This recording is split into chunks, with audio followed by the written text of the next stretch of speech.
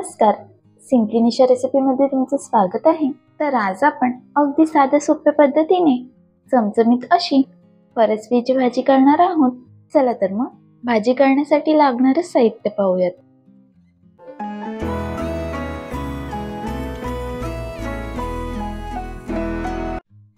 तर इथे मी भाजी करण्यासाठी 250 ग्रॅम फरसबी स्वच्छ धुवून बारीक चिरून घेतलेली आहे। त्यानंतर एक कांदा, एक टोमॅटो, आल्याचे तुकडे, 5 ते 6 लसूण पाकळ्या। आता कांदा, टोमॅटो आणि आलं लसूण यांचं मिक्सरच्या भांड्यात वाटण करून घ्यायचं आहे। आता आपलं वाटण तयार झालेलं आहे। त्यानंतर अर्धा चमचा जिरे, पाव चमचा हळद, 1 चमचा लाल तिखट, अर्धा चमचा धनेपूड, अर्धा चमचा गरम मसाला, अर्धा चमचा गोडा मसाला, चवीनुसार मीठ आणि थोडीशी कोथिंबीर।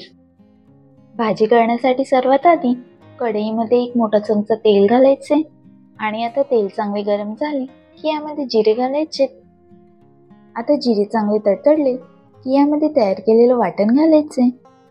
आता हे वाटण साधारण 2 ते 3 मिनिटं परतून घ्यायचे।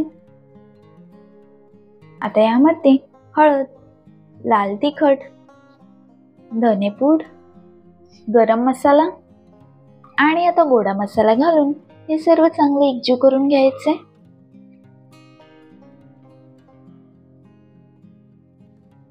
आता यामध्ये फरसबी घालायची आणि आता चवीपुरतं मीठ घालून हे सर्व चांगले एकजीव करून घ्यायचे।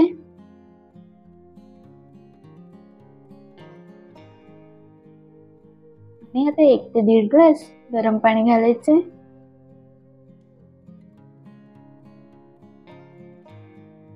आता यावर झाकण ठेवून साधारण 7 ते 8 मिनिटं फरसबी शिजवून घेऊयात। आता यामध्ये कोथिंबीर घालायची आणि आता आपली चमचमीत अशी फरसबीची भाजी तयार झालेली आहे। रेसिपी आवडली असेल तर नक्की एकदा ट्राय करून पहा आणि अशाच रेसिपी पाहण्यासाठी चॅनलला नक्की सबस्क्राईब करा। धन्यवाद।